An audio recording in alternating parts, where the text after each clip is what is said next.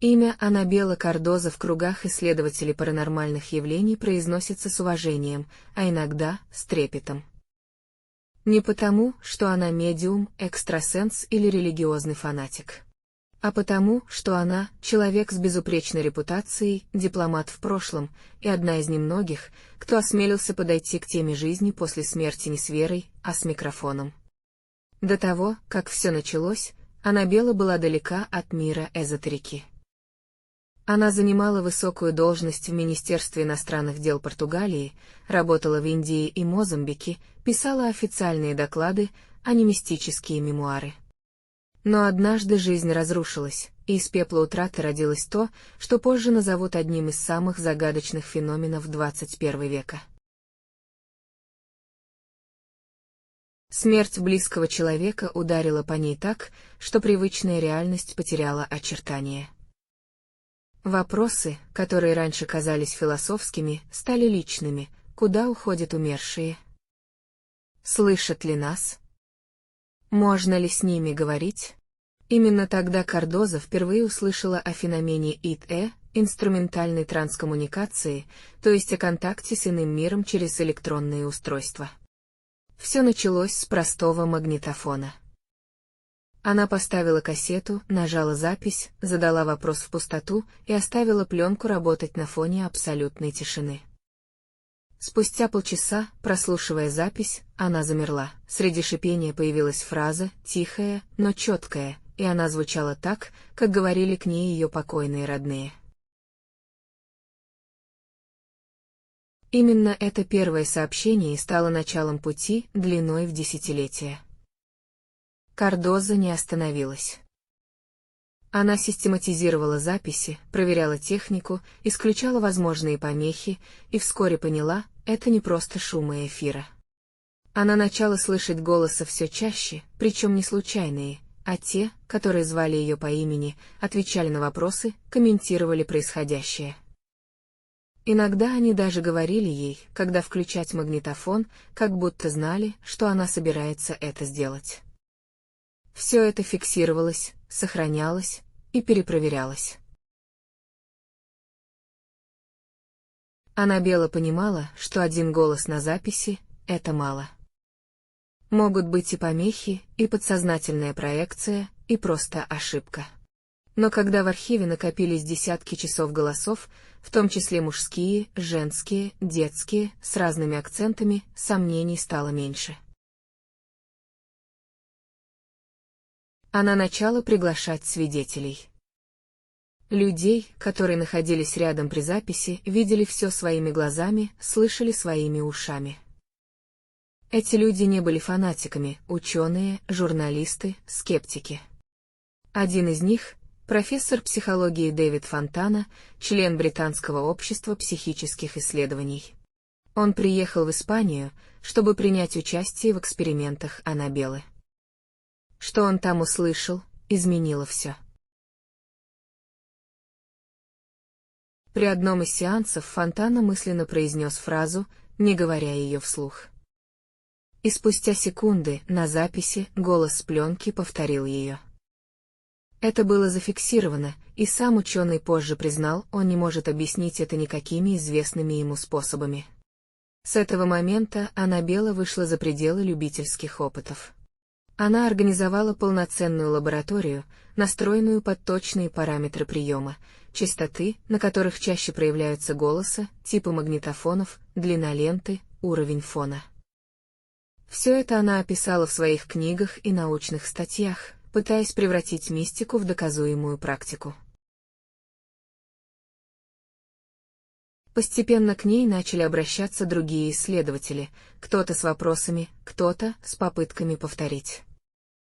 И хотя далеко не у всех получалось установить контакт, закономерность оставалась. Контакт возникал чаще всего, когда было искреннее намерение и сильное эмоциональное поле.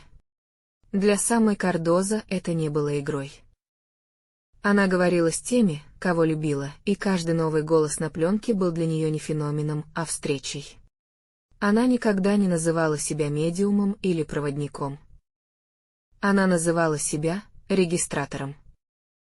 Она просто включала магнитофон и слушала. Аннабелла Кардоза стала подходить к фиксации голосов с научной точностью. Она использовала аналоговые магнитофоны, радиоприемники и усилители звука, избегая цифровых устройств из-за возможных помех.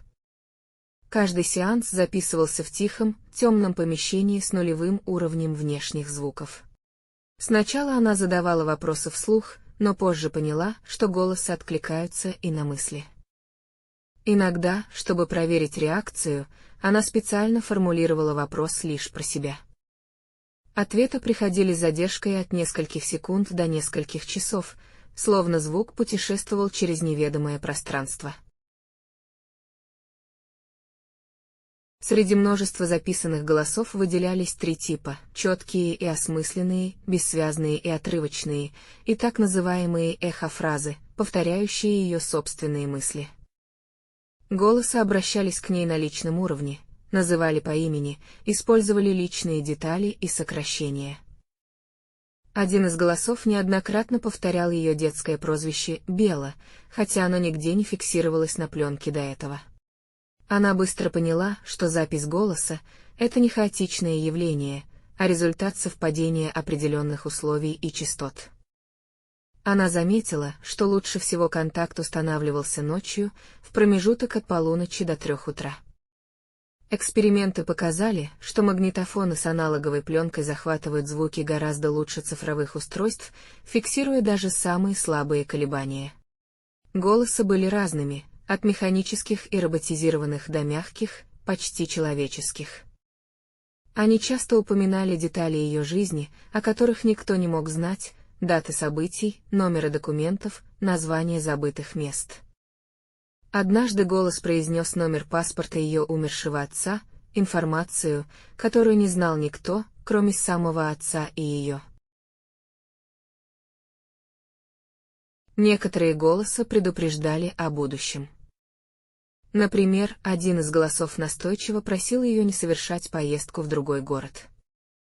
Через 2 дня она узнала, что именно на этом маршруте произошла крупная автокатастрофа с многочисленными жертвами. Для независимой проверки Аннабелла пригласила профессора Дэвида Фонтану, известного британского психолога и исследователя паранормального.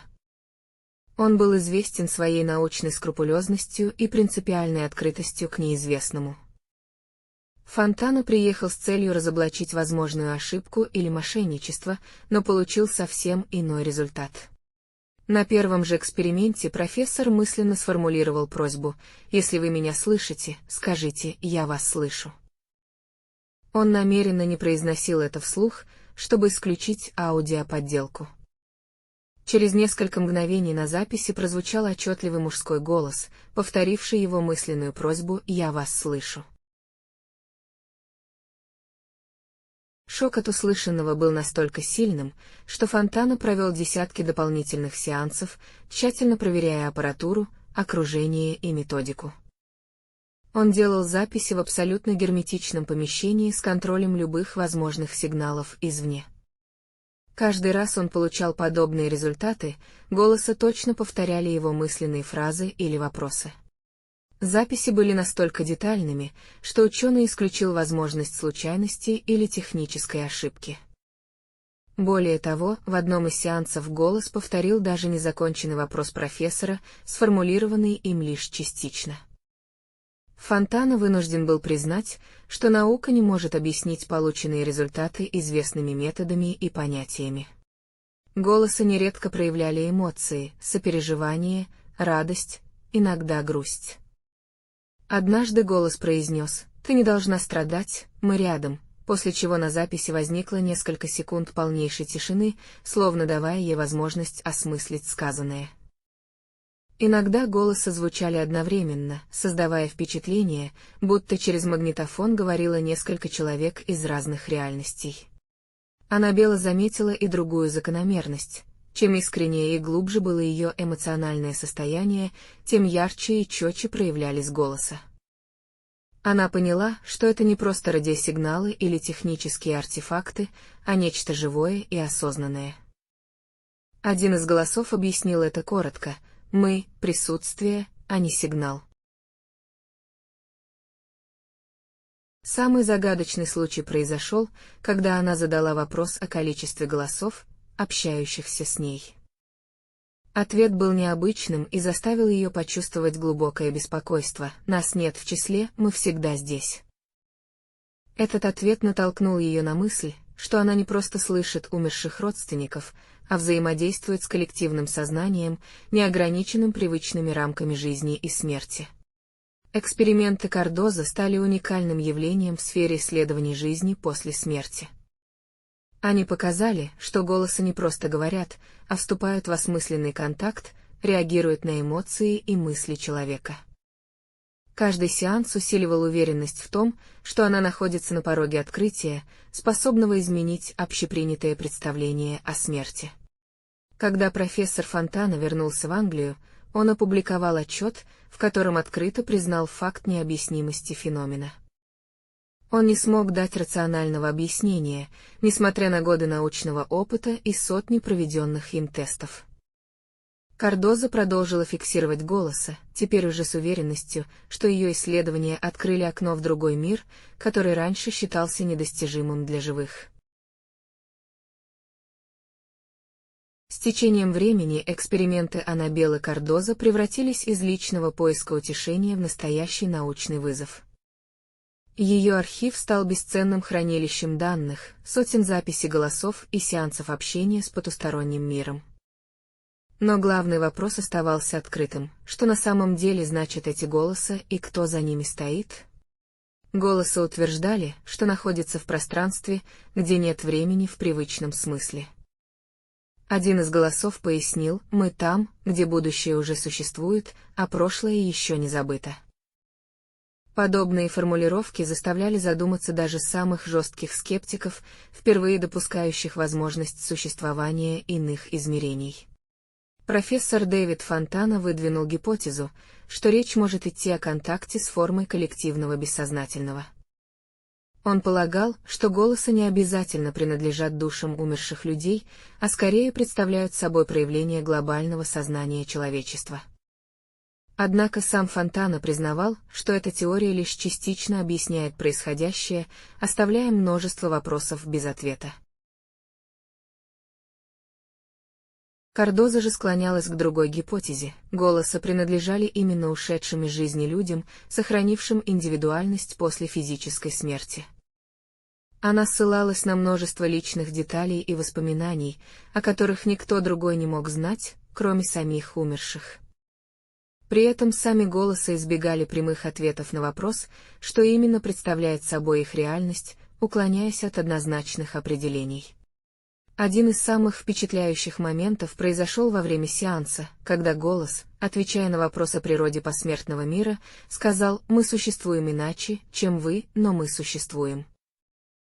На вопрос, почему не всем удается установить контакт, голос ответил: «Контакт зависит от готовности принять, а не от желания услышать». Для Аннабеллы это было подтверждением того, что контакт не просто технический феномен, а глубокий эмоциональный и духовный процесс. Голосы часто подчеркивали важность намерения и внутреннего состояния того, кто пытается установить связь. Они говорили, что эмоциональная чистота, отсутствие страха и искренность намерений являются ключом к открытию окна. В противоположность этому, агрессия, страх или желание контролировать процесс приводили к тому, что связь прерывалась или вовсе не устанавливалась. Со временем Аннабелла пришла к выводу, что она имеет дело с разумом, превосходящим привычные представления о жизни и смерти. Она заметила, что голоса не всегда были пассивными наблюдателями, они задавали вопросы и выражали интерес к ее жизни. Они даже просили ее рассказывать о земных событиях, словно стремясь поддержать связь между мирами. Многие записи содержали сообщения о любви и поддержке. Один из голосов, предположительно принадлежавший ее покойной матери, повторял: «Я всегда рядом, даже если ты меня не слышишь». Это заставило Аннабеллу поверить, что реальность после смерти не отделена от живых непреодолимой стеной, а является лишь другим уровнем бытия, тонко связанным с нашим миром. Один голос объяснил, почему связь иногда бывает нестабильной. Вы не всегда нас слышите, потому что боитесь услышать. Этот комментарий заставил ее переосмыслить подход к экспериментам, глубже осознавая собственное подсознание и влияние эмоционального состояния на результаты связи.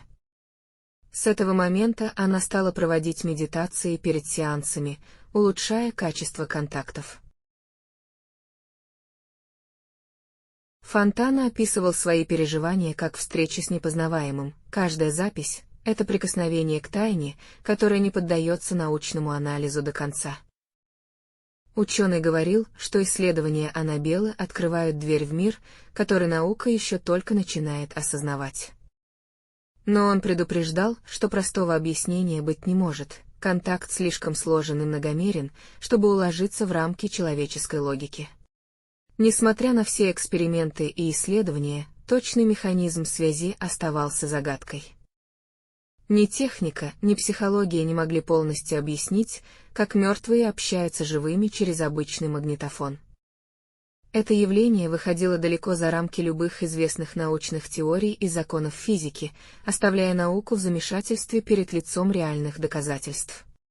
Аннабелла неоднократно подчеркивала, что ее цель — не доказать существование загробного мира, а дать возможность самим людям задуматься и убедиться в реальности связи. Она продолжает утверждать, что голоса — это не просто доказательство существования жизни после смерти, но и напоминание о том, что мир, который мы видим и воспринимаем, является лишь малой частью истинного бытия. Эти голоса — свидетельство того, что смерть — не конец, а лишь переход в другое состояние существования. На протяжении всех лет исследований Кардоза пришла к убеждению, что связь с умершими не просто возможна, она естественна и ждет только готовности человека принять ее. Каждая ее запись была напоминанием о том, что мы не одни, что нас окружает бесконечный мир разума и сознания, который стремится взаимодействовать с нами. Голоса, звучащие из магнитофона, стали для нее не феноменом, а доказательством великой тайны, раскрывающей смысл жизни и смерти.